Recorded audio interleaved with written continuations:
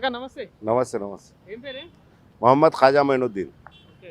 So ఇక్కడ ఉండేది ఎక్కడ? ఇక్కడ శ్రీరామ్ నగర్లో. శ్రీరామ్‌నగర్‌లో. సో మరి జూబ్లీహిల్స్‌లో ఉప ఎన్నిక వస్తూ ఉంది. సో మరి 3 పార్టీలు అయితే ఫుల్గా తిరుగుతూ ఉన్నారు.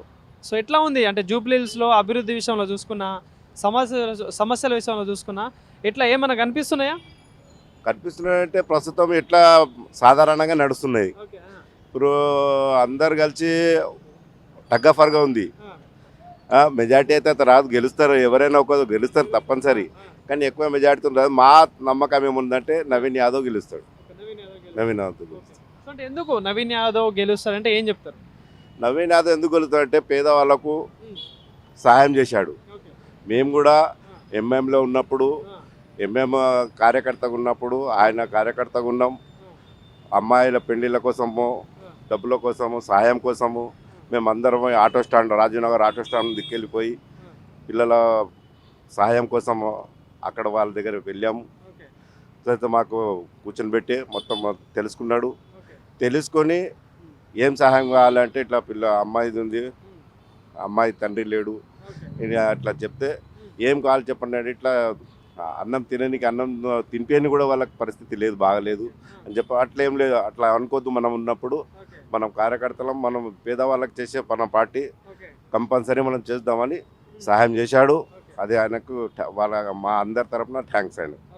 సో అంటే ఇప్పుడు ఈ జూబ్లీహిల్స్ మీరు అన్నట్టు నవీన్ యాదవ్ గెలిస్తే అంటే నవీన్ యాదవ్ని చూసి ఓటేస్తారా, కాంగ్రెస్ పార్టీని చూసి ఓటేస్తారా? నవీన్ యాదవ్ని చూసి ఓటేస్తాం. కాంగ్రెస్ పార్టీకి చూసి వేయట్లేదు మేము.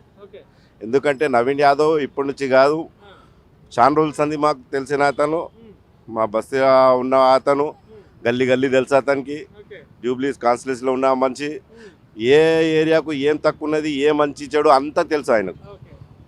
బీఆర్ఎస్ పరిస్థితి ఎట్లుంటది కాక మరి? అంటే ఇప్పుడు బీఆర్ఎస్ నుండి గోపీనాథ్ సానుభూతి అంతే, కానీ చేసింది ఏం లేదు. ఇప్పుడు గోపీనాథ్ ఉన్నప్పుడు ఎట్లా ఉండే ఇక్కడ జూబ్లీహిల్స్? గోపీనాథ్ ఉన్నప్పుడు కూడా మంచిగానే ఉండే, కానీ ఆయన మంచిగా చేస్తే ఇవన్నీ కథలు ఎందుకు ఉంటుండే?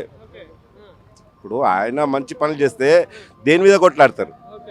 ఆయన చేయకనే కదా ఇప్పుడు కొట్లాడేది. ఇప్పుడు మన అందరు చెప్పేది ప్రజలు ఏమంటారు, 3 సార్లు గెలిచిండు కదా, మరి ఎట్లా ఎట్లా దీనికోసం పథకాల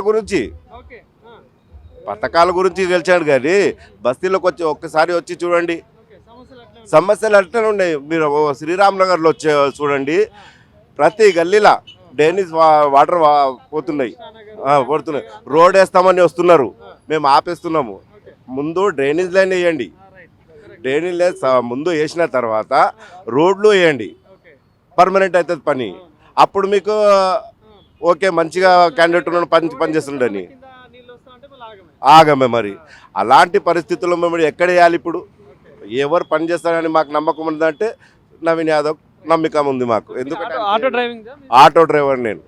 ఆటో వాళ్ళ పరిస్థితి ఎట్లా ఉంది కాక మరి? అంటే ఆటో డ్రైవర్ది పరిస్థితి అందరికీ తెలుసు, ఆటో డ్రైవర్ల పరిస్థితి. కానీ ఇవాళ లేకపోతే రేపు బాగుపడతారేమో అని అంత ఆశ ఉంది. మొన్ననే పొన్నం ప్రభాకర్ గారు, మినిస్టర్ గారు చెప్పారు, ఇట్లా హరీష్ రావు గారు చెప్పారు, టీఆర్ఎస్ వాళ్ళు చెప్పారు, ఆటోలో కూర్చొని ఇట్లా పరిస్థితులు. వీళ్ళు 10 సంవత్సరాల నుండి ఏం చేశారు? ఉన్నారు 12,000 ఇవ్వలేదు ఆటో వాళ్ళకి అని చెప్పి. మరి మీరేం ఇచ్చారు? మీరు కూడా ఇగో ఎదుటోళ్ళు ఇవ్వకపోతే మీరు కూడా దానికి ఉండాలి కదా, బరువు ఉండాలి కదా. మీరు ఏం చేశారు?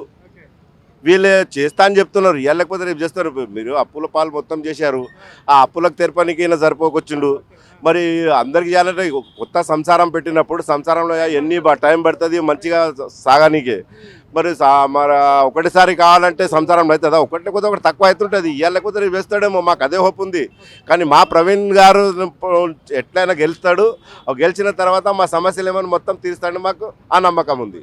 అంటే ఇప్పుడు కాంగ్రెస్ బీఆర్ఎస్ గురించి బాగానే ఉంది, మరి బీజేపీ కూడా జోరుగా సాగుతా ఉంది ప్రచారంలో. సో మరి ఏమైనా ఛాన్స్ ఉండొచ్చా బీజేపీకి గెలుపుకి?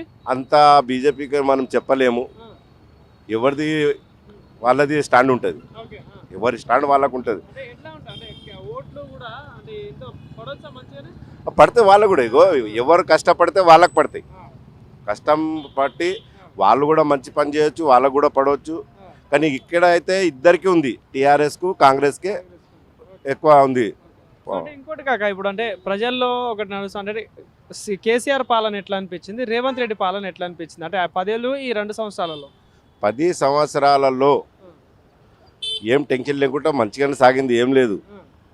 కానీ డెవలప్మెంట్ అనేది జర్ర వెనకాల ఉన్నది. ఓకే పథకాల నుంచి మంచిగా ఉండే. ఓకే పథకాల విషయంలో ఓకే ఓకే పథకాలు బట్టి ఓకే, అడగకుంటే ఇచ్చాడు పాపం, మంచి కేసీఆర్ పేరుతోనే మంచిగా అయింది. ఓకే కానీ ఇప్పుడు ప్రస్తుతం ఇక్కడ జూబ్లీస్ కాన్స్టిట్యున్సీకి వస్తే ఇప్పుడు పరిస్థితులు చూస్తే ఇప్పుడు కాంగ్రెస్ బెటర్, ఓకే అంటే అధికారంలో ఉంది. అధికారంలో ఉంది. ఇప్పుడు నవీన్ యాదవ్ గెలిస్తే అభివృద్ధి అవుతుంది మాకు నమ్మక. ఆయన ఈ కొట్లాడి తీసుకొచ్చి ఉన్న ఏమేమి పనులు ఆగిపోయినో ఆ మొత్తం పనులు చేస్తారు ఎట్లయినా, అది మా నమ్మకం ఉంది. ఎట్లయినా చేస్తాడు నవీన్ యాదవ్. జిందాబాద్. రైట్ కాకా. థాంక్యూ. రైట్.